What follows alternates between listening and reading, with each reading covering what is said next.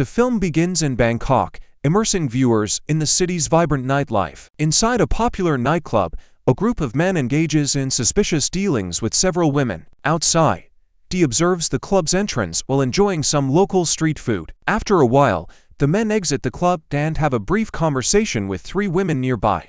Dee heads to a public restroom where he creates a complex activation device. Using various materials, he assembles a mechanism with a timer. Leaving the restroom, he approaches the group and leaves the device in their vicinity. Moments later, a powerful explosion occurs, destroying equipment and vehicles. Without hesitation, Dee grabs a large bag and heads to the scene. He arranges things to make it seem like the events were the result of one of the participants' actions. As he prepares to leave, Dee notices a girl in a blue dress watching him from a distance. Ignoring her, he quickly departs before the police arrive. Soon after, Advisor Poon learns of the incident in which his men were affected. An informant suggests that a rival group may have violated an agreement, but Poon doubts it, noting that the method doesn't align with their usual tactics.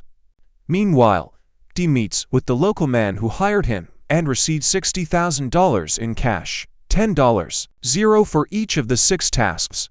The man shares his story. His daughter fell into a difficult situation because of the actions of a certain group.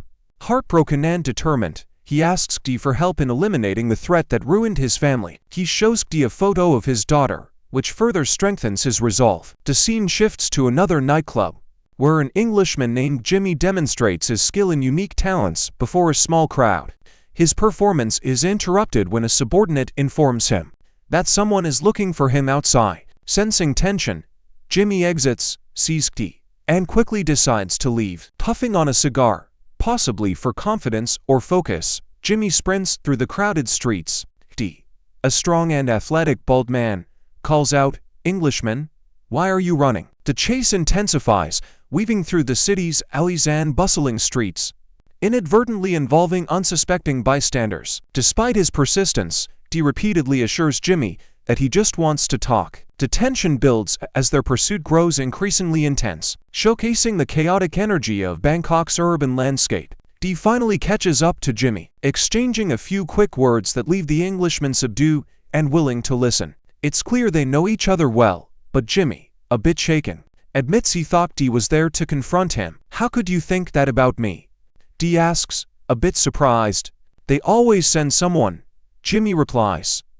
"You know I'm on a job here, and you're not." Dee clarifies that he has no intention of causing harm. Instead, he's on an important mission and needs Jimmy's expertise with certain tools.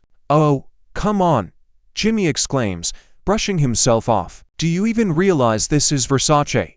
Not a knockoff either. Do you know how hard it is to get Versace into Thailand?" Despite his grumbling, Jimmy feels a sense of obligation to help. To show his trust, Dee hands Jimmy a tool, and after a brief moment of hesitation, Jimmy agrees to assist. Dee explains his mission. He was hired by a father seeking justice for his daughter, who had suffered at the hands of a gang. Now, he needs specialized equipment to complete the task. Jimmy reluctantly leads Dee to a warehouse filled with various equipment. When Dee reaches for a specific item, Jimmy quickly intervenes. "That's not for rent," Jimmy says, shaking his head. "It has a lot of history. It's rare, you know." Jimmy suggests Dee look at other options. Finally, Dee chooses a more practical item, agreeing to Jimmy's terms. When he requests a specialized scope, Jimmy responds with a bit of humor. 30 times? What are you trying to hit? Something far away." Jimmy chuckles. "I've got a 15x. Reluctantly, Dee agrees, and Jimmy throws in a helpful bonus accessory. To carry the equipment discreetly, Dee borrows a golf bag from Jimmy, setting up in an old tower near a church and cemetery.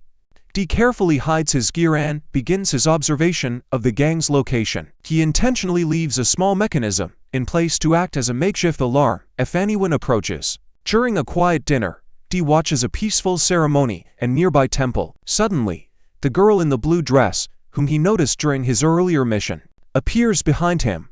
She observes the ceremony and casually comments on it.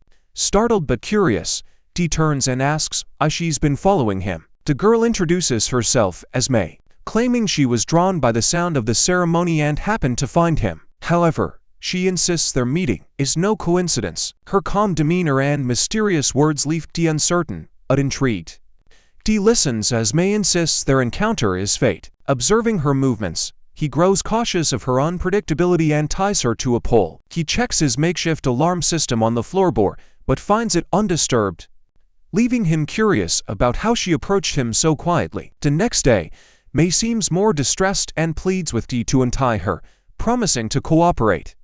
Dee responds coldly, assuring her she'll feel better once everything is over. He times his actions with the rhythmic chimes of a nearby monk, using the sound to mask the noise of him assembling a silencer. Later that night, noticing that May seems calmer, Dee unties her and offers her some water. "There's water there if you need it," he says. Then, without emotion, he mentions that he might have to take further actions against her, as she knows too much about his location. May's words catch him off guard.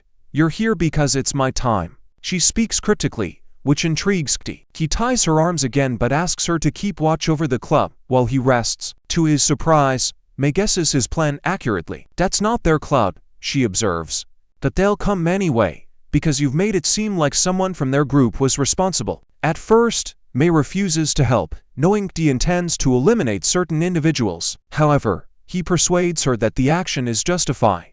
Not long after, a group of men arrives at the club in vehicles. May wakes Dee as they begin shooting at the guards outside. Dee reacts swiftly, taking out the attackers with precise shots, creating chaos among them. When May starts to cry, he commands her to stop, worried that the noise might give away their position. Ironically, the sound of his rifle, even with a silencer, is loud enough to alert anyone nearby, making his concern seem misplaced.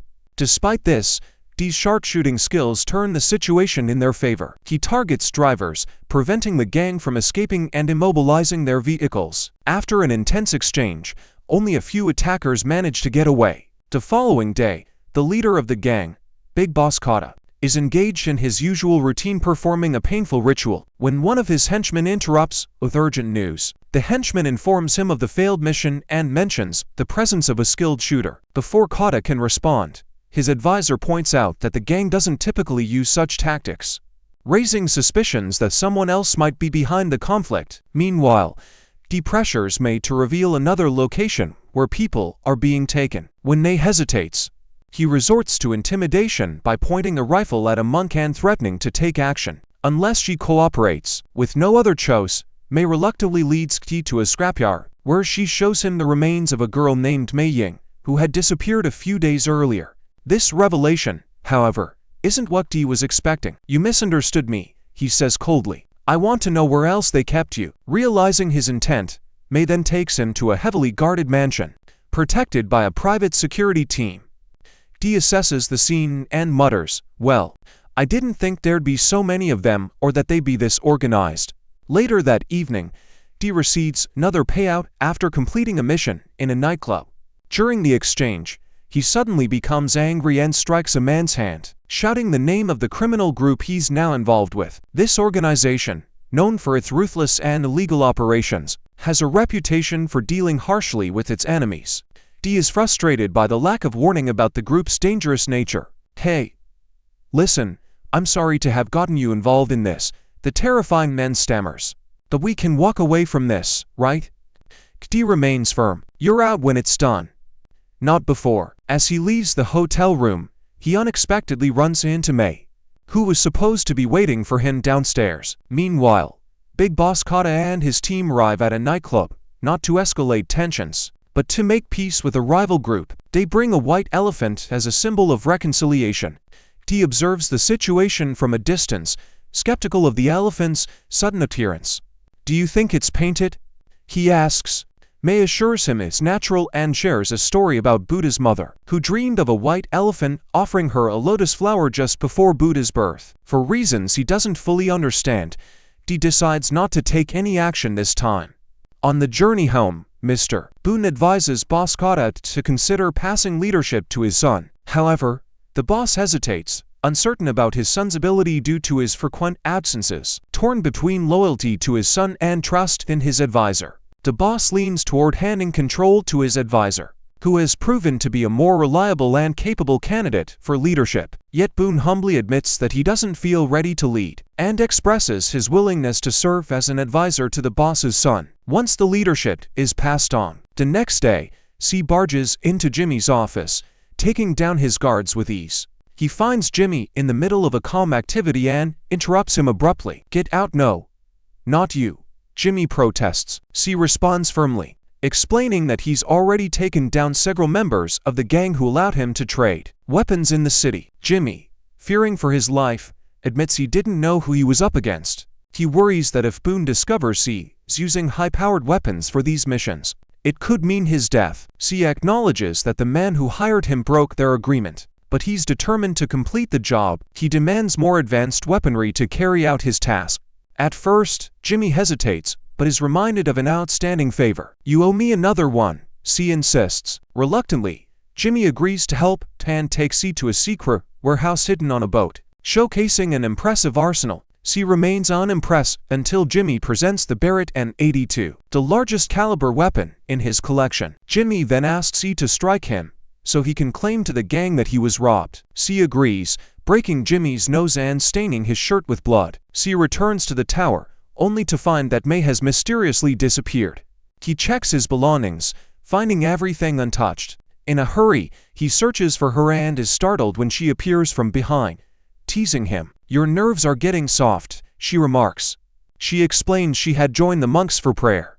As C inspects a photo of a girl given to him by his employer, he admits that there's no noble cause behind his actions, he's just in it for the money. May, however, believes there's more to it and suggests they take a longer route back, hoping the ghosts of his victims won't follow him. C, annoyed by her constant religious references, remains unconvinced. As they reach the top of a building, C spots a building across the way, the one May had pointed out earlier. There, he witnesses gang members torturing women, and he's horrified to see one of the girls killed without mercy. Enraged, C begins picking off the gang members one by one, taking down dozens in a swift and calculated attack. However, he encounters May at a critical moment, where her sudden appearance distracts him long enough for a sniper to wound his shoulder. Unable to fight back effectively, he flees into an alley, commandeering a mini truck to escape.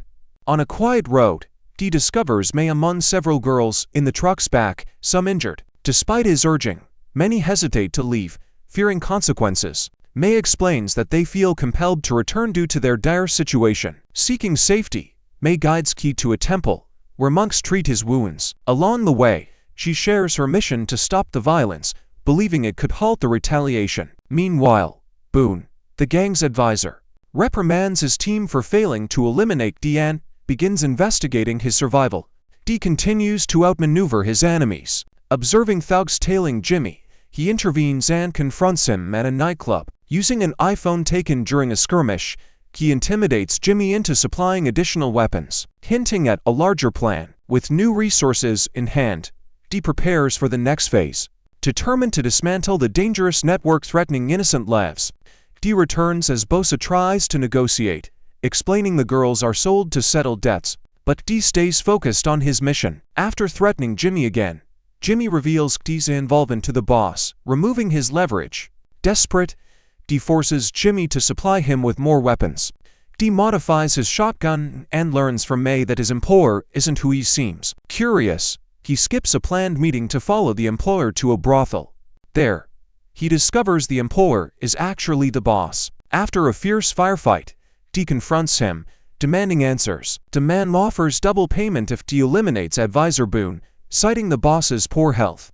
D reluctantly agrees. Meanwhile, mobsters torture Jimmy, who eventually reveals Key's name but insists he doesn't know his whereabouts. Jimmy admits he helped D out of fear. The mob considers framing D for murder. Rayadon, the boss's son, emerges, taking control and vowing to handle D personally. Under surveillance, Jimmy receives a call from D, who decides to quit and asks Jimmy for one last favor, to arrange adoption and schooling for a girl. He informs him May is waiting at the temple with payment. After the call, Jimmy discards his phone, but Rayadon arrives. Learning D plans to leave the city, Rayadon plans to kill D to secure his promised power. At the temple, D gives May a white dress as a symbol of a fresh start, leaves her money, and asks her to wait for help. After a heartfelt goodbye, he departs. At the airport, D learns from Jimmy that May is missing, and his location is exposed to the boss. D rushes back to the temple, Finding the monks slain and Mei gone, he heads to the gang's stronghold. He infiltrates the base, causes chaos, and takes the boss hostage. Rayadon orders Ki's death, but his father intervenes, seeking answers. As Ki reveals the truth, Rayadon attacks, but is wounded by Jimmy. The boss uncovers his son's betrayal. He negotiates the release of the girls, offering millions. Learning Mei was the first victim, with her photo taken decades ago. He realizes she's a ghost. He secures the girls' freedom, and with Jimmy's help, they are taken to safety.